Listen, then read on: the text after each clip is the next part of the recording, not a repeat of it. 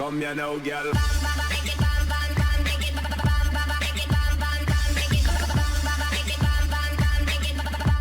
Hi, BonBon here.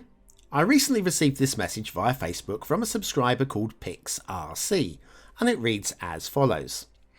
Do like and find very useful your City Skylines videos. Been struggling with some good roundabouts, but following are working well for me. Wondering if you fancy finding a way to improve these too. Well, PixRC, I would love to. Now, there are a couple of YouTubers out there doing city fixes and intersection fixes. I'm looking at you, Biffa and Samber. But while the bandwagon stops at my stop, I'm going to jump on it for a quick ride. Let's have a little look what we have to offer. Obviously, if you've got anything like this you'd like to send me, the links are in the description down below, and I would welcome anything you have to put forward. Let's have a look at the first of the two intersections by PixRC, shall we? So we'll start off by apologising for the quality of the graphics here. These was obviously shared via Facebook, which isn't best known for its image quality. So yes, I apologise for that. I did think about rebuilding this in City Skylines, but time is of the essence. Obviously, we are using Traffic Manager Present Edition, which is up in the top left-hand corner behind the logos and stuff. You can see that by the lane connectors on the screen at each junction. Now, don't worry if you can't quite make out where each of these connectors connects to, because that's why I'm here, and that's why I have this pointer point thing. So don't worry if you can't see what's connecting up. I will talk you through each one. Now, my first instinct when I saw this intersection was, what a train wreck, what a mess, I don't like it.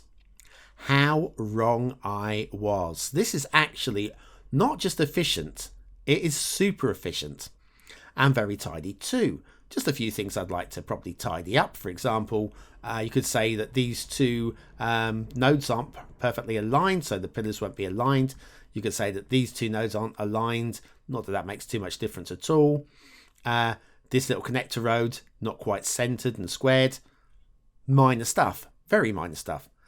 The rest of it will be aesthetic, really. We'll get to that after we've had a little look at the intersection and how it works. So we're starting from the bottom of the screen here, and we have a 4-lane highway. Now, of those 4 lanes, 1 immediately turns left, 1 immediately turns right, and 2 will go straight on. Now, the left-hand turn goes into this dedicated 1-lane road where only this lane goes into it, and then it exits out back onto the highway, coming back the way it comes, so you've got a U-turn into a lane that is used exclusively by it. So nothing coming down this way or this way is going to move into it. Basically, anything at the bottom of the screen here wishing to do a U-turn can do so uninterrupted, and it should be a very smooth experience. Traffic turning right at this intersection moves into this 2-lane road with heavy median. But effectively, it's like 2 one-way roads here.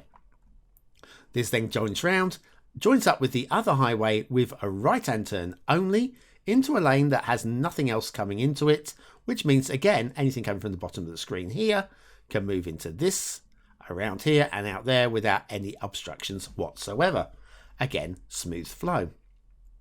Finally, we have the 2 lanes that go straight on. So we have 4 lanes to start off with. We lose 1 to the left, we lose 1 to the right, leaving us with 2 lanes. And then we have 1 joining from the right, which we'll talk about in a moment. That takes us up to 3 lanes. Now, these 3 lanes carry on to the next junction, and the next junction, 2 of them move straight on, 1 goes exclusively to the right, and that one, if you follow us around, joins up with the highway with a right turn into an exclusive lane where nothing is going into that either. So again, if we were starting here, wanting to exit there, we go down the centre 2 lanes, cut across to the right-hand lane, and then take the right, over the bridge, and then, centre 2 lanes again and out. Very straightforward, very efficient. And then so we've got the 2 middle lanes here that go straight on, and they're joined here by the U-turn in the opposite direction. In fact, these intersections, these junctions, are actually mirrors of each other. So everything you see here is working there, everything you see here is working there, and so forth. Actually, that works the same at these ends as well. The only difference is it's elongated to allow for the bridge in the middle and the crossover. So it's actually a very tidy construct indeed, no matter where you come from. Like here, let's say we want to go from here and then leave out here. We can come in, where are we? I've lost my directions now. Oh yes, down here. And then take the right here and the right here and off that way. Again, very slick, and apart from the occasional time that you need to change a lane to get into a new lane, everything should just flow straight through these junctions, assuming that the traffic lights are switched off. They appear to be switched on at this junction here, but yes, and here as well. Switch them off, everything should flow very sweetly. So, what would I change? Well, basically nothing, sort of, but the only thing that could really be done to improve it would be regarding the sharpness of the turns. So we're coming off of like what potentially could be a high-speed junction here, but anything that's an articulated lorry is going to struggle around that bend, or struggle around the inside of this bend, and again struggle out of that bend there. So what I'd like to probably see is like slightly smoothed off, cut off the corner there, with maybe a one-lane highway exit starting from a little bit further back to merge into this road here. And then again from here, instead of joining at this point, you could just woom out that way with a little bit of a curve that way.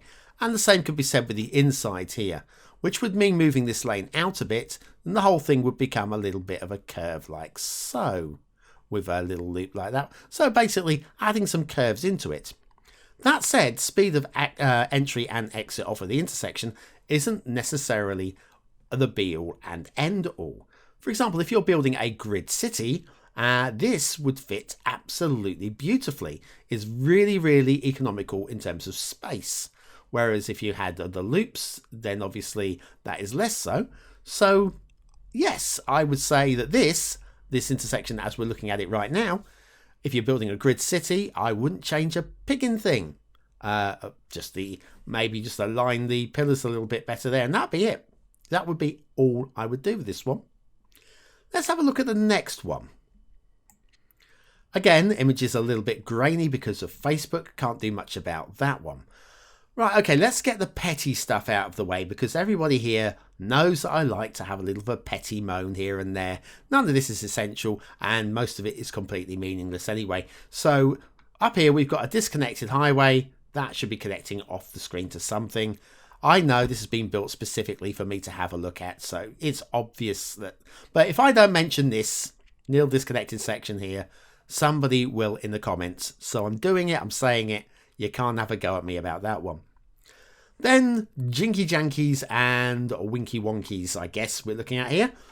We've got this little, we've got the road merges out here with the curve. Here it's curving against us just a bit there, giving us a Jinky Janky point there as well. So grab the Move It tool, budge that in, gives you a bit of a bend here. And you can say the same here with this little section here. You can just put a little bend in there as well. So that's the petty stuff. I'm getting it out of the way so that people don't have a little moan at me in the comments about it. So, what do I think of this one? Well, it looks really untidy and awkward. Certainly more untidy and awkward than the previous intersection. But again, it is very, very tidily done in terms of traffic flow. And we'll start at the bottom of the screen again. What we have here are 4 lanes. We have the right-hand lane here switches into a 2-lane road here. And the other 3 go straight on. Let's do the follow straight over the intersection, shall we?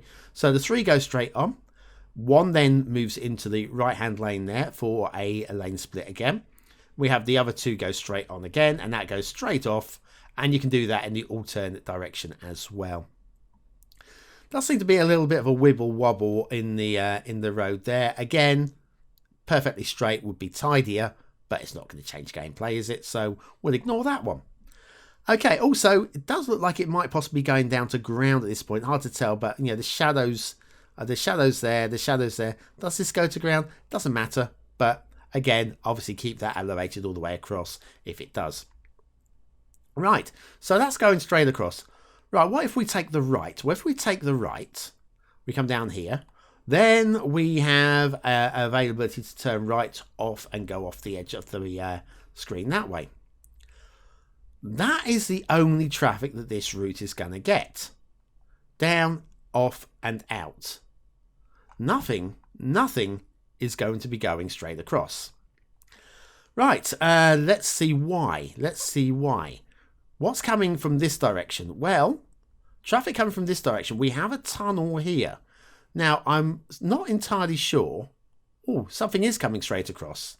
Ignore me. I've spotted something coming straight across. Right, so we've got the tunnel here. I'm assuming that just connects with this. If that's a straight line, then that's going to be probably perfect. Got to remember that the route finding will always look for the fastest route. Now, that'll be in terms of distance and also with the speed of the road. So the two ways of getting across the roundabout from here, we've got, assuming this is a straight route, so take the right, straight across and straight on, or down here around the roundabout and straight out. I'm thinking that would be slightly shorter. I'm going to assume that it's slightly shorter. I'm not going to build it to find out.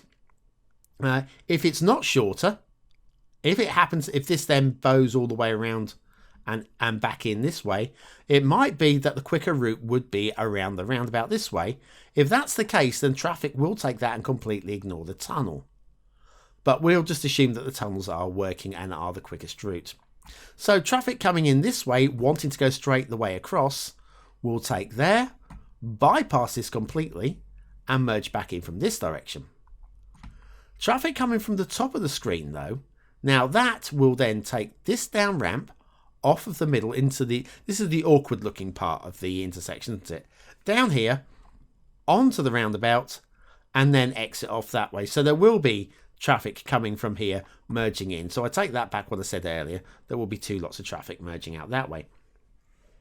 And that is the same coming up the other way. Traffic coming from here, wanting to go off that way, will then come up to this, take the right, and then forced left, and then merge out this way. It does look a bit untidy and cluttered in the middle. Also, these tunnels look a little bit, well, weird as well. So if it was down to me, what would I change?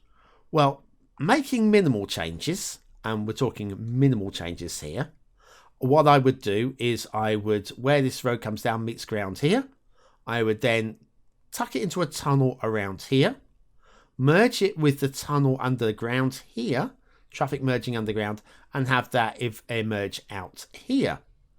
That then would mean that any traffic coming from here or here would avoid this intersection here. And in fact, that would cut out the need for this section here and this section here and so forth over this side as well. I think probably. No, because we haven't got the same running this direction. Oh, we have, because we've got the traffic. Yes. So anyway, yes, it would relieve a lot of traffic from some parts of the intersection. But that's not what I would do to fix this. This is not what I would do to fix this. That would be the quickest fix anyway, to delete that bit, delete this bit, and connect these roads with the underground tunnels we've got already. What I would prefer, and this would standardize it a lot, lose these ramps altogether. Just lose them.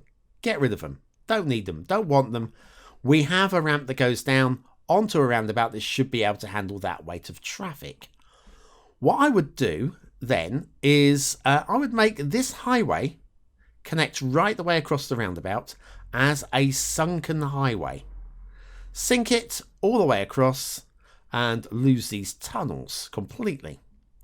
I've actually moved the two highways a little bit closer together, possibly even touching, to allow a little bit more space here in the gap between for the on-ramps onto the roundabout to appear. And that would slightly elevate this the whole roundabout just a fraction above the the cutting. That's the one, the sunken highway.